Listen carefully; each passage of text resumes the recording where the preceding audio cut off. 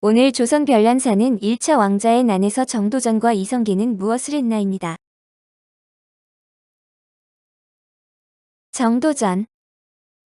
왕자들을 지방 절제사로 전임시켜 지방으로 내보내 영향력을 약화시키려는 시도도 있었는데 왕자들의 지방행이 좌절된 정도전은 이후 요동정벌을 구실로 한 사병역파 정책을 추진합니다. 그러나 정도전 일파에 대한 불만, 사병역파와 요동정벌 등 급진 정책에 대한 반발은 태조의 예상 이상으로 거세었는데 정도전은 출중한 인물이지만 정치적 능력은 뛰어난 인물이 아니었습니다. 그래서 건국 이전에는 2인자 자리를 홀로 차지하지 못하고 조준과 나눠야 했고 조준의 전제 개혁 때 전혀 끼어들지 못해 존재감이 낮아졌습니다. 그의 정책들은 건국 초기에 필요한 것이었지만 너무 급진적으로 전개한 데다 반대파의 반발을 지나치게 강경하게만 대처했기 때문에 불만을 제대로 제어하지 못했습니다. 이렇게 세자 문제로 혼돈의 폭풍이 휘몰아치는 와중에 정도전은 요동정벌을 발표하는데 당시 조선과 명은 표전문 사건 등 외교 문제로 사신 억류 등의 문제가 터지면서 골이 깊어지고 있었습니다.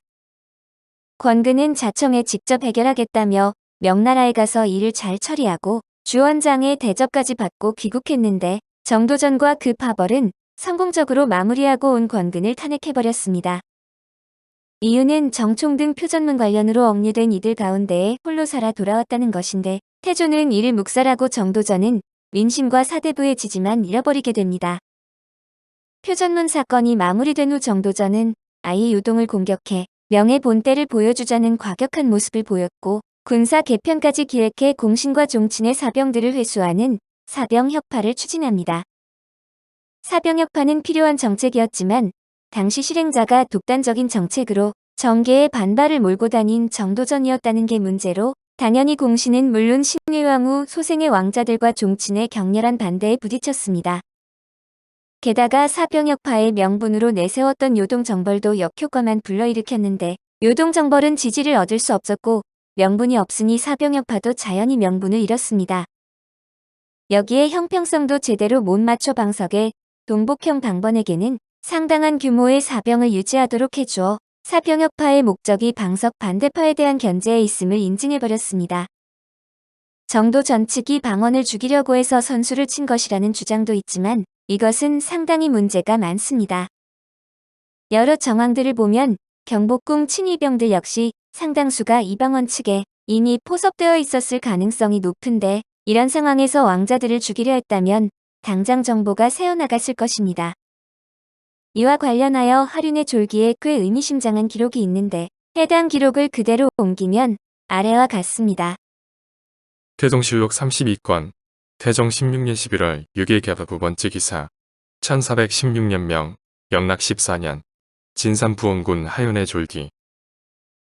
그때 정도전이 남은과 꾀를 합하여 유어를 끼고 여러 적절을 해하려 하여 화가 불측하게 되었으므로 하윤이 일찍이 임금의 잠조에 나아가니 임금이 사람을 물리치고 계책을 물었다. 하윤이 말하기를 이것은 다른 계책이었고 다만 마땅히 선수를 써서 이 무리를 쳐 없애는 것뿐입니다. 하니 임금이 말이 없었다. 하윤이 다시 이것은 다만 아들이 아버지의 군사를 희롱하여 죽음을 구하는 것이니 비록 상위께서 놀라더라도 필경 어찌하겠습니까? 하였다.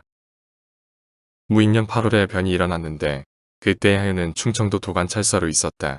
빨리 말을 달려 서울에 이르러 사람으로 하여금 선언하고 군사를 끌고 도와서 따르도록 하였다. 이방원이 저들이 자꾸 우릴 죽이려고 하는데 어쩌지라 묻자 하륜이 먼저 공격해야 한다고 대답한 것으로 하륜은 1398년 8월 초에 충청도 관찰사로 내려갔으니 무인정사가 일어나기 한 달 전의 대화입니다. 이를 보자면 이 사태를 이방원 측에 잘 준비된 선공과 계획된 누명으로 해석할 수 있는데 궁에 갔다가 돌아온 이방원이 자신이 죽을 뻔했다며 병력을 모은다고 한두 시간 만에 수천의 병력을 모을 수는 없습니다. 실록에서는 정도전 일당이 송현박 남은의 첩집을 들락거리고 이화, 이무 등이 계획을 알려주며 박포가 정도전 진영을 정탐했다고 하는 등 어떻게 이방원이 계획을 알 수 있었는지 자세하게 적고 있습니다. 종합해볼 때 거병일의 결정 타이밍은 한성의 병력은 동원이 가능하지만 충주의 충청 감영에는 빨라야 8월 하순 중반쯤에야 연락이 되는 시점이었다고 추측할 수 있습니다. 반군의 중추가 될 수 있는 할윤과 충청감영의 합류를 포기하고 일단 이를 버릴 정도로 이방원 측이 상황을 급박하게 인식했던 것입니다. 이를 고려하면 실제로 살해 계획이 있었다기보다는 정도전 측의 별 의미 없는 움직임을 가지고 이방원 측에서 심각하게 오해해서 다소 급작스럽게 이를 버렸을 가능성도 있습니다. 태조 이성계. 난이 일단락된 후 신하들이 태조에게 정도전, 남은, 박위 등이 역적이라 죽였다는 문서에 서명을 요구하자 이름을 적고는 토하려고 했으며 목에 뭐가 걸린 것 같은데 넘어가질 않는다고 울었답니다. 1차 왕자의 난으로 이방원은 단번에 권력을 장악했으며 태조 이성계는 상왕이 되어 실권이 없어졌고 새로 왕이 된 정종도 별다른 실권이 없었습니다. 반면 이방원은 실권을 쥐고 세자가 되어 공식적인 왕위 계승권자가 되었고 측근들이 조정을 장악했는데 반대 세력은 거의 존재하지 않았고 등극 후 가장 큰 위협인 조사의의 난도 초기 진압에 성공했습니다. 반면에 태조는 쿠데타 한 번에 너무나 쉽게 무력화되고 말았는데 왕자의 난은 쿠데타 과정에서 중신들과 왕실 친인척의 지지를 받았고 당일 이복 동생인 세자를 폐쇄자한 후 살해했습니다. 또한 이성계의 손발이 될 측근을 모조리 참살하고 빈자리에 자기 사람들을 심는 데 성공해 궁궐에 고립된 이성계는 이방원에게 변변한 반격 한번 못해보게 됩니다. 건국 왕이란 권위가 있었지만 최측근이 정리되자 중앙에 고립된 것은 막내의 세자 책봉과 큰 왕자들의 토사구팽이라는 무리수와 이들과 혼맥, 인맥으로 연계된 주류 사대부들의 지지를 잃었다는 방증입니다. 1차 왕자의 난에 관해 조선왕조실록의 기록은 왜곡되었을 가능성이 매우 큰데 태조실록이 반란의 주동자인 태종 시절에 편찬되었기 때문이고 편찬에 그들이 직간접적으로 가담한 자들이 많기 때문입니다. 실록에는 이방원의 군사들이 무기가 없어 창을 쪼개어 들었다고 하고 이숙번이 거느린 장사 2명과 기병이 10명, 보졸이 9명의 여러 군의 종자와 노복 10여 명이 동구 앞에 진을 치고 있었다고 합니다. 원경왕 후 민씨가 몰래 병장기를 준비하여 거병을 도왔던 사실도 몇 차례에 걸쳐 언급되어 이방원이 많은 병력을 처음부터 거느렸다고만 보기도 어렵습니다. 공식적으로 사병이 몰수된 마당에 대대급 이상의 사병을 몰래 육성하고 있었다면 이방석 친위 세력이 감지하지 못할 일도 없었을 것이고 정도전이 맥없이 선공을 허용하지도 않았을 것입니다. 결국 쿠데타 측은 최초의 수십 명 수준의 경호 인력과 이숙번의 안산군 병력 외에 병력은 없었고 거사 직후 동원한 병력은 사병 출신의 중앙군과 포섭된 친위군을 주력으로 보는 것이 타당할 것입니다. 경복궁 수귀병 사령관은 이방석이었는데도 저항을 못했는데 수귀병의 수가 적어서인지 수귀병마저 칼을 거꾸로 잡았는지 모르지만 이방원 측이 적지 않은 병력을 동원해 급습했던 것은 사실인 것 같습니다. 또한 정도전의 최후에 대해 실록에서는 정한대군 이방원에게 목숨을 구걸하다가 처형되었다고 나와 있지만 이것 역시 왜곡되었을 공산이 큽니다.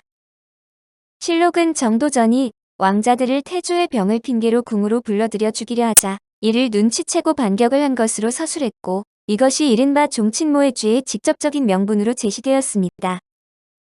이후 월탄 박종화의 세종대왕이나 이를 기반으로 한 용의 눈물, 후의 정도전 등에서 모두 이를 따랐지만 실제 그랬는지는 의문이 남습니다. 아무리 정도전이 당대의 권신이라지만 태조의 친아들들을 죽이는 일을 태조의 윤허도 없이 그것도 궁 안에서 저지른다면 그 정치적 파장은 만만치 않은 일입니다. 특히 구파 공신 세력들의 반발을 진압하자면 사실상 친위 쿠데타 수준의 후속 행동이 필요한데 정작 무인정사 당시 정도전파는 맥없이 여기저기서 쿠데타군에게 각계격파당했을 뿐입니다. 게다가 사실상의 친위 쿠데타를 지휘 또는 묵인해야 될 태조는 기록을 보면 병으로 누워있다 급작스러운 반란 소식 앞에 극도로 무기력한 모습만 보일 뿐이며 이방석도 아무런 대응을 못했습니다. 당시 궁 안에서 태조를 간호하던 것은 세자의 매형인 흥안군 이재와 태조의 서재인 의안군 이화인데 이화는 칼 들고 싸우겠다는 이재에게 집안일일 뿐이니 가만히 있으라고 할 정도로 확고한 정한군파였습니다. 태종이 반란군을 이끌고 가장 먼저 제압한 곳은 정도전과 친구들이 놀고 있던 술집이 아니라 태조가 기거하고 있던 경복궁이었습니다. 실록에는 태조가 당시 와병 중이었다고 나와 있지만 실제로는 반란군들에게 체포 구금되었을 가능성이 매우 큽니다. 태조는 1차, 2차 왕자의 난 이후에도 건강하게 지냈으며 조서에 난 때는 태종을 겨냥해 실질적으로 군대를 지휘하기도 하는 등 와병과는 거리가 먼 인물이었습니다. 더구나 태조가 몸이 아픈데 군권을 틀어쥐고 있던 정도전이 즉각 입궐해 상황을 살피는 것이 아니라 밖에서 태연하게 술을 마신다는 것은 대단히 이상합니다. 흔히 정도전 일당이 송현방에서 술을 마시고 있었다고 알려졌지만 실록에는 노복들은 잠들어 있고 정도전과 남은 등은 웃으며 얘기하고 있었다고 기록되어 있습니다. 술을 마신다면 노복들이 계속 심부름을 해야 하니 주인들을 두고 먼저 잘 수는 없었을 것이고 모종의 모의를 진행 중이었다고 해석할 수도 있습니다. 그러나 태조가 멀쩡한 상태였다면 반란은 거기서 끝났을 것인데 가별초들이 자신들의 대장님이 멀쩡히 걸어 나오는 모습을 보면 도련님이고 나발이고 팔짱 끼고 서 있기만 했어도 그냥 끝일 것입니다. 태종이 이성계의 무기력함을 직접 확인하지 않았다면 사신을 접대하고 흥천사에 불공을 들이러 다니고 평준이 낙산산이 신도니 5만 곳을 다니도록 놔뒀을 리가 없습니다. 조준 같은 주요 관료들이 한번 머뭇거린 것을 제외하고 생각보다 순순히 따른 것을 보면 이들도 태조의 병환으로 경복궁이 쉽게 대응하기 어렵다는 사실을 감지하고 있었다는 데 무게가 실립니다. 태조가 병환 중이었음을 뒷받침하는 또 다른 근거는 바로 거병 시기인데 사병이 혁파된 지 약 10여일이 지난 시점에서 터졌는데 거병은 사병이 몰수된 상황보다 그 전이 훨씬 쉬울 것입니다.